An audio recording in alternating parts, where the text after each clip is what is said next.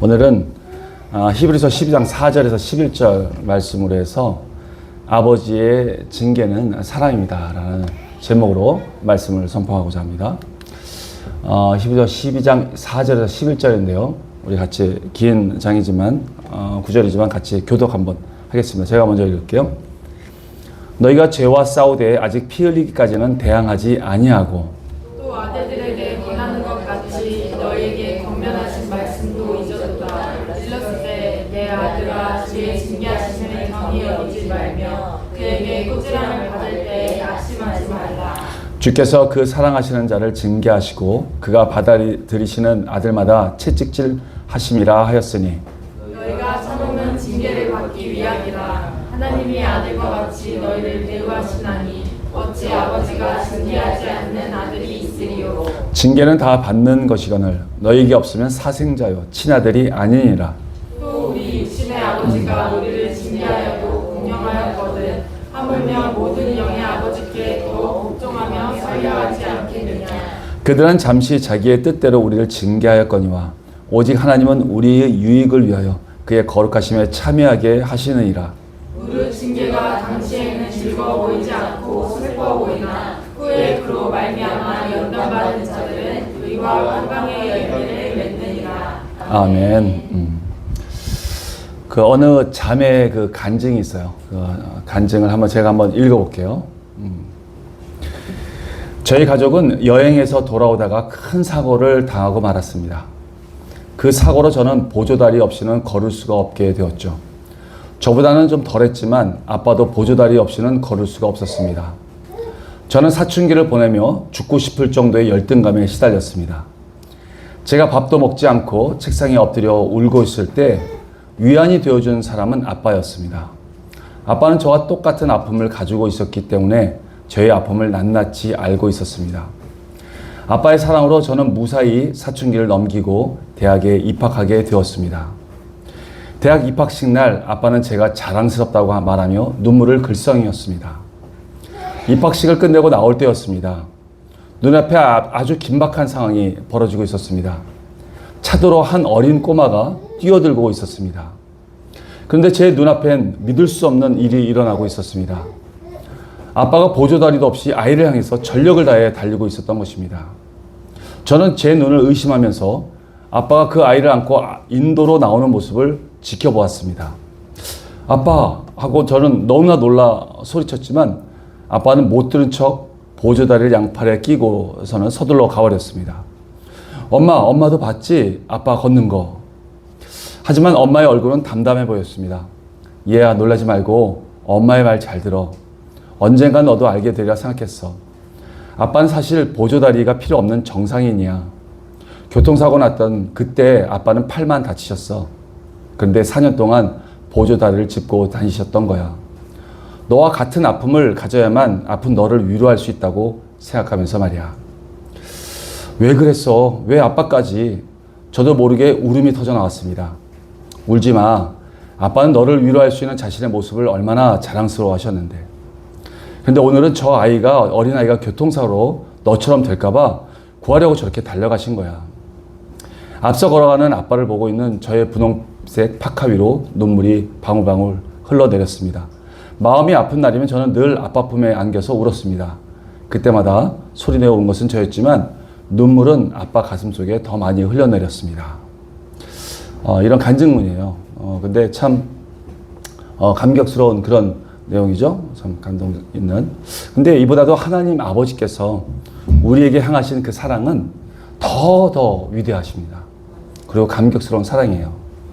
자신의 모든 것을 내어주시면서도 우리에게 더 귀한 것을 주시려는 온전한 아버지시죠. 죄의 결과로서 고통받고 있는 우리의 아픔을 하나님은 친히 겪어보셨어요. 그냥 말로만 안다고 하는 것이 아니라 친히 하나하나 다 겪어보셨어요. 그 아픔을 다 겪어보신 거죠. 죄로 인한 고통을 다 겪으신 거예요. 그래서 우리를 더 이해하실 수 있고 더 우리를 위한 구원의 열정을 더 품으시는 아버지이신 겁니다. 그러신 아버지 그 사랑을 또 하나님께서 우리에게 나타내 주셨어요. 독생자 예수 그리스도의 십자가로서 우리에게 나타내시고 확증해 주셨죠. 그런데 우리는 그 사랑을 분명히 받았음에도 자꾸 그 사랑을 잊어버리곤 합니다. 우리가 어릴 때는 부모님께 많이 훈계도 받고 지도를 받습니다. 왜냐하면 아직은 옳고 그름을 잘 판단하지 못해요. 그 판단력이 좀 부족하고 아직도 부모의 사랑을 잘 알지 못했기 때문이죠. 그러나 우리가 성장하면서 많은 어려움과 힘든 상황을 만나기도 하고 또 그 문제 가운데 부모님의 말씀이 맞다는 것을 우리가 경험하게 됩니다. 그러면 우리는 정말 하나님의 말씀이 맞다는 걸 경험하게 되고 알게 되고 또 부모님을 신뢰하게 되죠. 그리고 자신의 부모님은 다른 부모하고도 다른 정말 진심으로 자기를 아껴주고 사랑한다는 사실을 알게 됩니다. 그러면 그는 그때부터 부모의 말을 듣기 시작하죠. 그 말씀이 자신을 위한 진심임을 믿게 되기 때문입니다. 한마디로 그 아이는 이제 이렇게 철이 드는 것입니다. 여러분, 신앙도 마찬가지예요. 우리가 예수 그리스도의 사랑을 온전히 알고 믿게 될 때 우리의 신앙은 성장하게 되어 있습니다. 그리고 그 사랑을 기반으로 해서 하나님께서 우리에게 주신 예비하신 그런 믿음의 길을 걷게 되죠. 비전을 발견하게 되고 또 각자가 사명의 길을 걷게 됩니다. 이제 그러면 이때부터 많은 그 사단의 공격이 있게 됩니다. 그때부터 이제 시작이 돼요. 히브리서 11장을 보면 믿음의 장이에요. 히브리서 11장은 거기에는 믿음의 선진들이 하나님의 말씀대로 살아갈 때 받는 그 고난과 또 그것을 믿음으로 승리했던 그 모습들을 나타내고 있어요. 에녹이 나오고요, 노아가 나오고 또 아브라함도 나오고 그리고 사라, 요셉, 모세, 라합, 여호수아, 사사들 이 많은 사람들이 믿음을 지키고 하나님을 순종하면서 승리를 했습니다. 그 가운데 많은 학대와 또 모멸과 고난, 채찍, 칼날, 고문, 죽음 같은 이 수많은 어려움들을 다 극복하면서 하나님의 백성답게 믿음을 지킨 것이죠. 그래서 그들은 자신의 믿음을 하나님 앞에 증명을 했습니다. 근데 이러한 믿음을 주시고 또한 고난과 역경을 주시면서 하나님께 정작 우리에게 주시고자 하시는 그 은혜는 과연 무엇일까요? 그것이 무엇이길래 이처럼 고난을 함께 받아야만 얻을 수 있는 것일까요? 우리는 본문 말씀을 통해서 하나님 아버지께서 우리에게 진정으로 주고자 하시는 최종적인 은혜가 과연 무엇인지를 한번 알아보고자 합니다. 4절 말씀을 다시 한번 같이 읽어봤으면 좋겠어요. 읽어볼게요. 시작. 너희가 죄와 싸우되 아직 피 흘리기까지는 대항하지 아니하고. 여러분 지금까지 신앙생활하면서 이 믿음을 지키려고 피를 흘리면서까지 죄와 싸워본 적이 있습니까? 그 유혹을 이겨내기 위해서 피를 토하듯이 아픔을 감수하면서 그렇게 싸워본 적이 있느냐 말이죠. 그저 조금만 힘들면 하나님 말씀을 내려놓고 그리고 내가 조금만 손해를 보는 것 같으면 그냥 말씀대로 살지 않고 그냥 수많은 죄들을 쫓아가서 살아왔던 그런 수많은 우리 인생의 시간들이 아니었습니까? 곧 하나님의 말씀이 아닌 세상의 방법을 선택하고 세상에 무릎을 꿇었던 그런 삶이었던 것입니까? 왜 많은 사람들이 구약의 선진들처럼 진리의 말씀, 곧 하나님의 말씀을 지키려고 끝까지 싸우지 못할까요? 그냥 조금만 하면 멈추고 그냥 세상과 타협해서 또 살아가고 있는 것일까요? 그것은 아직까지 하나님의 사랑을 완전히 신뢰하지 못했기 때문입니다. 세상을 거스려 살려고 하면 마치 내가 손해보는 것 같아요. 나만 이 세상에서 왕따 취급을 받고 있는 것 같아요. 그런 마음 때문일 것입니다. 그리고 주변에 신앙생활을 하는 자를 보면 목숨을 걸면서까지 믿음을 지키려고 하는 자들이 보이지 않기 때문입니다. 이같이 믿음의 동역자들이 자기 주변에 많지 않아요. 우리에게는 그런 사람들이 그렇게 많지 않습니다. 내가 끝까지 믿음을 지키는 삶을 살려고 할 때 그것이 옳다고 응원해주는 그런 자들이 자기 주변에 없기 때문에 그렇게 끝까지 싸우지 못하고 있는 것입니다. 그래서 믿음의 교제가 대단히 중요한 거예요. 믿음의 공동체가 우리에게 반드시 그래서 필요한 것입니다. 우리 믿음으로 바르게 성장해야 합니다. 그래야 주님의 때에 우리가 장성하게 자라서 하나님의 그 거룩한 싸움에 우리가 나가서 실제 싸움을 하고 승리할 수 있는 것입니다. 하나님 아버지께서는 우리를 기르실 때 온실 속에 화초처럼 그렇게 기르지 않으세요. 우린 왕이신 아버지 앞에 양자로 들어가게 되었어요. 이제 왕의 자녀가 된 거죠. 그러면 그곳에는 왕가의 법도를 배워야 합니다. 왕가의 법도도 배워야 되고요. 지혜도 배워야 되고 많은 학문도 배워야 되지만 또 무예도 막 배웁니다. 왕의 자녀는 그렇게 배워요. 모든 걸 배워요. 그래야 하나님의 거룩한 전쟁에 나가서 싸워서 승리할 수 있는 그런 리더가 될 수 있기 때문입니다. 리더는 앞장설 수 있는 자가 리더예요. 앞장서서 가서 싸울 수 있는 자가 리더입니다. 뒤에서 말만 하고 숨어 있는 자가 리더가 될 수 없어요. 그래서 하나님께서는 우리에게 강하게 훈련시키기를 원하십니다. 그래서 훈계도 하시고 징계도 하시는 거예요. 그저 사람으로만 안아준다면 어찌 강한 용사가 될 수 있겠습니까?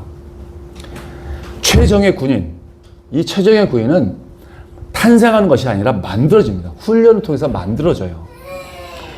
특수부대, 미국의 특수부대인 네이비실이라든가 또 델타포스, 우리나라의 한국의 UDT라든가 HID, 또 특전사들, 이런 자들은 모두 탄생하는 것이 아니라 만들어지는 거예요. 만들어지는 거.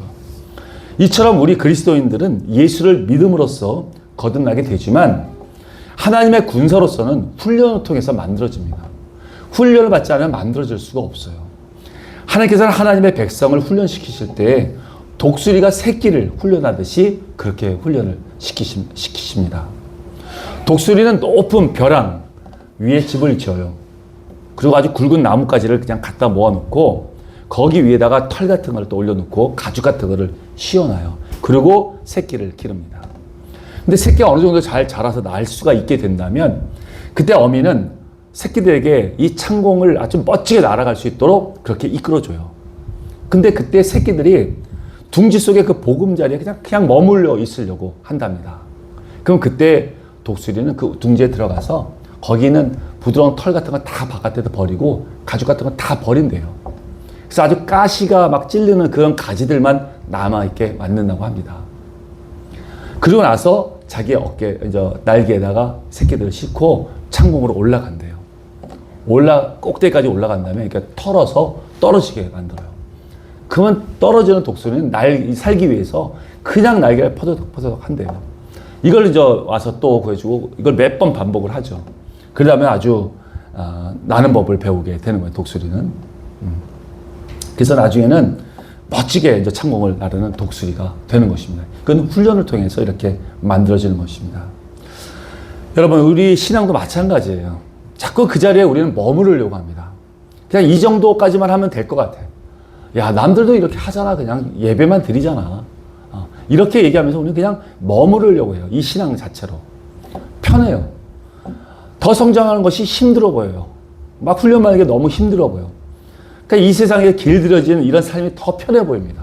그래서 자꾸 그냥 요 정도까지만 신앙생활이라고 하죠. 그래서 그것이 우리에게 가장 좋은 것이라는 것을 하나님은 알고 계세요. 그런데 그렇기 때문에 우리에게 하나님은 훈련을 시키시려고 하시는 것이죠. 그래서 독수리답게 창공을 아주 힘차게 나르는 그런 자가 되기를 원해요. 그래서 아들답게 또 정말 하나님의 아들답게 죄악에서 승리하고 주님의 나라를 다스리는 그런 자가 되기를 하나님께서 바라고 계시는 것입니다. 그래서 주님의 훈계와 가르침은 때론 굉장히 무섭습니다. 여러분, 굉장히 무서워요. 한번 우리 5절하고 6절만 한번 교독해 봤으면 좋겠어요. 제가 한번 먼저 읽을게요. 또 아들들에게 권하는 것 같이 너에게 권면하신 말씀도 잊었도다. 일렀을 때 내 아들아 주의 징계하심을 경히 여기지 말며 그에게 꾸지람을 받을 때 낙심하지 말라. 주께서 사랑하시는 자를 징계하시고 그가 받아들이시는 아들마다 채찍질하심이라 하였으니. 아멘. 하나님 아버지께서는 죄 가운데 머물고 있는 우리를 훈계하시고 또 책망하십니다. 우리가 하늘의 법도를 잊어버리고 자꾸 죄악된 세상의 방식을 습관처럼 자꾸 행하려고 할 때 그때 우리를 징계하세요. 근데 이러한 훈계와 책망을 우리 자꾸 잊어버립니다. 그냥 대수롭지 않게 생각을 할 때가 많아요. 또 다시 반복해서 또 그 죄악된 것을 그 길을 걸으려고 하죠. 왜냐하면 아버지의 그 교훈이 내가 그렇게 중요해 보이지 않아요. 그리고 내게 그렇게 충격으로 다가오질 않아서 그래요. 그냥 조용하게 권면하실 때 훈계는 내게 기억에 남지 않는 그런 그냥 잔소리로 들리게 됩니다. 너무 부드럽게 권면해 주시니까. 그냥 조용하게 권면할 때 그걸 알아들 수 있어야 되는데 그때 너무 그냥 잔소리로만 듣게 돼요. 내 피부에 와닿지 않으니까. 그럴 때는 하나님께서 어쩔 수 없이 하나님께서는 우리에게 강하게 징계하시기 위해서 채찍질을 하시는 거예요. 여러분, 하나님의 채찍질은 매우 아픕니다. 여러분. 그래 기억에 남기 때문에 그래요. 그러나 그것은 사랑을 기반으로 둔 징계이기 때문에 온전한 자녀라고 한다면 그것이 결국 사랑임을 깨닫게 되는 것이죠. 아멘. 우리는 우리가 죄악의 길에 있거나 성경의 말씀에서 벗어나려고 할 때 하나님께서 가장 먼저 권면해 주십니다. 부드럽게 권면해 주세요. 알아들을 수 있도록 우리에게 말씀해 주세요. 그러나 그 권면을 우리가 무시하고 잊어버릴 때는 다시금 훈계하시고 책망하십니다. 그 단계를 우리는 잘 알아야 돼요.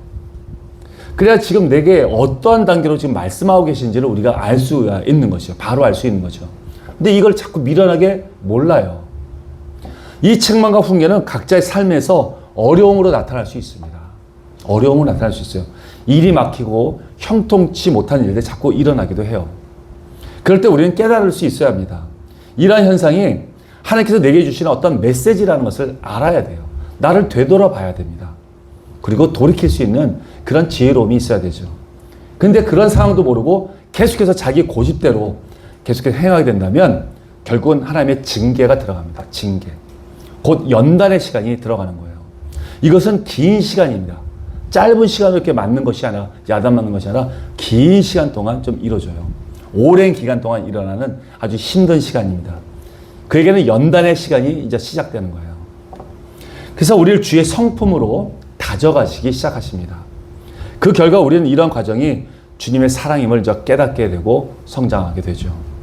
그러나 이때도 이것을 알면서도 변하지 않고 자꾸 자기 고집대로 행하려 한다면 하나님 아버지께서는 또 다른 방법으로 우리를 깨닫게 해주십니다. 이젠 직접적으로 아주 아프고 힘든 채찍질로 우리에게 징계를 하시기 시작하십니다. 야단을 치세요. 마치 욥처럼 말이죠. 욥에게 고난을 주실 때 어떤 단계로 주셨죠? 가장 먼저는 소와 나귀가 빼앗겼어요. 그리고 양과 낙타 이런 것들이 다 뺏겼습니다. 두 번째는 종들이 다 죽었어요. 다 재산이거든요. 자기 종들. 근데 종들도 다 죽었어요. 그 다음 땡에는 아들들이 다 죽었어요. 근데 기후에 또 옵니다. 그때는 이 발끝에서부터 뒤꿈치부터 이 정수리까지 아주 모든 악창이 나게 만드셨어요. 아주 고통스럽게 하셨죠. 물론 그는 온전하고 하나님이 경외하는 자였어요. 굉장히 경외한 자. 아주 정말 어떤 잘못한 게 없을 정도로 그렇게 온전했어요. 하지만 그 고난을 통해서 하나님의 완전하심 앞에 자신을 회개할 수 있도록 돌아봤어요. 그 가운데서도 하나님 앞에, 하나님의 그 완전하신 앞에서는 자기는 완전 티끌 같다는 것을 발견하게 되었죠. 그리고 회개하고 더 높은 수준의 믿음과 경외함을 갖게 된 것입니다. 이처럼 아버지는 결코 우리를 포기하지 않으세요. 우리를 끝까지 선한 곳으로 인도하십니다. 여러분은 하나님의 채찍질을 맞아본 적이 있으십니까? 그 단계까지 가보신 적이 있으십니까? 이러한 채찍질은 무척이나 아파요. 그 당시 채찍질이라는 것은 채찍 끝에 끝부분에 납덩어리를 달아놨어요. 그래서 아주 딱 치면 살까지 찢어집니다. 채찍질이. 아주 고통스러워요. 패션 오브 크라이스트 그 영화를 보면 거기에 로마 병사가 예수님을 막 채찍질 하잖아. 그 살점이 막 찢겨 나갑니다. 그 정도로 아주 강하고 너무나도 아픈 채찍이에요. 그 채찍으로 우리를 야단치실 수 있다는 거예요. 왜? 죄악의 결과가 너무나도 비참하기 때문에. 이렇게 해서라도 죄악에서 건져내셔야 되기 때문에 그래요. 하나님은 우리에게 아프고 이렇게 아프게 징계하십니다. 이 죄악에서 건져내실 아버지의 뜨거운 사랑 때문에 그렇습니다. 7절과 8절을 한번 읽어볼게요. 제가 7절 읽을게요. 너희가 참음은 징계를 받기 위함이라. 하나님이 아들과 같이 너희를 대우하시다니 어찌 아버지가 징계하지 않는 아들이 있으리요. 징계는 다 받는 것이거든 너희에게 없어 사생자요 친아들이 아니니라. 아멘. 어느 날 유명한 부흥사인 무디 목사 앞에 어떤 여인이 왔어요. 찾아와서 무디 목사에게 말을 합니다. 무디 목사님, 제가 아무리 범죄를 해도 하나님이 저를 그냥 내버려 두고 계세요. 나 이런 걸 보면 하나님은 안 계신 게 분명합니다. 라고 무디 목사한테 얘기를 했어요. 그때 그 무디 목사가 그걸 듣고 그 부인에게 얘기를 합니다. 부인은 지금 이 말을 하면서 본인이 지금 그리스도인이 아니라는 것을 스스로가 증명하고 있는 것입니다. 라고 얘기했어요. 그때 부인이 막 반문하죠. 아니, 제가 교회를 얼마나 많이 오래 다녔는데 지금 그게 무슨 말씀입니까? 라고 얘기했어요. 이때 무디 목사가 이렇게 말합니다. 만약에 당신이 그리스도인이라면 하나님은 당신이 그냥 그대로 내버려두지 않았을 것입니다. 왜냐하면 부인의 아버지니까요. 라고 말을 했어요. 여러분, 그래요. 정말 그렇습니다. 징계는 자녀에게만 있는 것이에요. 자녀이기 때문에 하나님은 우리를 징계하고 계시는 것입니다. 남의 부모는 다른 집 애를 때리지 않아요. 야단치지 않습니다. 남의 아이를 때리는 부모가 어디 있습니까? 아무리 잘못해도 그 아이는 그의 부모가 따로 있기 때문에 절대 훈계한다고 해서 때리질 않아요. 만약에 때린다면 바로 고소하겠죠. 그죠? 이와 같이 하나님과 우리 사이가 친부모의 관계가 아니라면 하나님 우리를 훈계하지 않으세요. 그냥 우리를 그냥 채찍질하지도 않습니다. 그러나 다행히 우리 하나님께서는 우리의 친아버지가 되세요. 우리를 직접 낳으셨어요. 성령으로 직접 우리를 낳았기 때문에 하나님은 우리의 진정한 아버지가 되십니다. 믿으십니까? 네. 그래서 우리의 잘못을 그대로 방관하실 수가 없어요. 사랑의 채찍과 매를 들 수밖에 없습니다. 우리가 올바른 길로 갈 수 있도록 말이죠. 이럴 때 우리는 이 채찍을 맞을 때, 이 어려움을 겪고 하나님의 고난을 받을 때 우리는 이 사랑의 채찍을 올바르게 해석할 수 있어야 합니다. 그리고 하나님을 원망하지 말아야 하는 것이죠. 왜냐하면 그것은 하나님이 나를 사랑하시기 때문에 주시는 사랑의 표현이기 때문에 그렇습니다. 10절의 말씀도 우리 한번 같이 읽어봤으면 좋겠어요. 10절 말씀 시작. 육신의 아버지는 자기가 좋다고 생각하는 대로 10절 안 보이나요? 다시 10절 6 그럴까요? 그럼 이게 몇 절? 10절 6신의 10절에 9절인 9절? 또 잠깐만요. 잠시만요. 육신은 자기가 좋다고 생각하는 대로 이게 맞다. 내가 이게 한글 이게 우리말 성경이야. 오케이. 여기 10절로 봅시다. 10절 같이 읽게요. 시작. 그들은 잠시 자기의 뜻대로 우리를 징계할 거니와 오직 하나님은 우리의 유익을 위하여 그의 거룩하심에 참여하게 하시니라. 아멘. 서두에서 말씀드린 것처럼 결국 하나님 아버지께서 우리를 연단하시고 우리를 강하게 하셔서 진정 우리에게 주시려고 하시는 것은 과연 무엇일까요? 그것은 이 10절 말씀에서 말씀하는 것처럼 하나님의 그 거룩하심에 참여하게 하시려는 것입니다. 그것이 하나님께서 우리에게 주고자 하시는 거예요. 그 거룩함 가운데 참여할 수 있는 자. 우리 영원토록 하나님과 함께 있어야 할 존재들이에요. 영원토록. 그런데 주님의 성품과 그분의 신격에 맞지 않는다면 우리가 어찌 하나님과 그 거룩함 가운데 함께 있을 수 있겠습니까? 어찌 연합될 수 있겠습니까? 요한복음 17장에 보면 우리는 모두 하나님 앞에 거할 자들이에요. 따라서 우리는 하나님 이 땅 가운데 살면서 우리가 전념해야 할 것은 주님의 거룩함을 담는 것입니다. 구별된 삶을 살고 죄 가운데 떠나서 하나님과 연합될 수 있는 거룩한 자가 되어야 되는 것입니다. 단순히 구원받았다고 천국에 갈 거라고 생각하지 마세요. 성경이 결코 그렇게 말씀하신 적이 없어요. 천국은 너무나도 어려워요, 여러분. 구원하고 다른 겁니다. 우리 이의 거룩함, 이 한 가지 목표를 가지고 끝까지 달려가야 하는 것입니다. 끝으로 우리 11절을 한번 같이 읽어볼게요. 시작. 무릇 징계가 당시에는 즐거워 보이지 않고 슬퍼 보이나 후에 그로 말미암아 연단받은 자들은 의와 평강의 열매를 맺느니라. 아멘. 우리 하나님께서 우리에게 주신 사랑의 징계를 올바른 마음으로 받아들일 수 있어야 합니다. 가인이 하나님 앞에 막 분을 내고 원망했던 그런 자가 되어서는 안 돼요. 하나님께서 자기의 제사를 받아주지 않았다고 해서 막 분내고 원망하고 화를 냈어요. 이렇게 하나님 앞에 반응해서는 안 됩니다. 그런 어리석은 자가 되어서는 안 돼요. 내 안에 있는 죄악의 습성들, 그리고 세상에 길들여진 사고방식들, 이 세계관들을 모두 깨서 부셔버려야 합니다. 완전히 깨부셔버려야 돼요. 세상에 준 가치관과 세계관은 여러분 완전히 여러분 가운데 지워버리시기 바랍니다. 그런 과정 가운데 우리의 연약함으로 우리가 넘어질 때도 있어요. 그리고 또 우리의 또 다시 또 우리가 부족해서 죄를 지을 때도 있습니다. 그래서 하나님 앞에 징계를 받을 때도 있어요. 그러나 우리는 성숙한 마음으로 그 아버지의 징계를 감사함으로 받을 수 있어야 하는 것입니다. 그래서 나를 연단하시고 또 강한 자녀로 세우시던 그 사랑을 깊이 깨달아 알아야 하는 것이죠. 우리 예수님께서는 우리가 겪는 고난의 길을 실제로 경험하신 분이에요. 그것을 인내함으로써 그리고 십자가로 승리하신 분입니다. 그냥 말로만 내가 너를 안다가 아니에요. 실제 모든 것을 겪어보셨어요.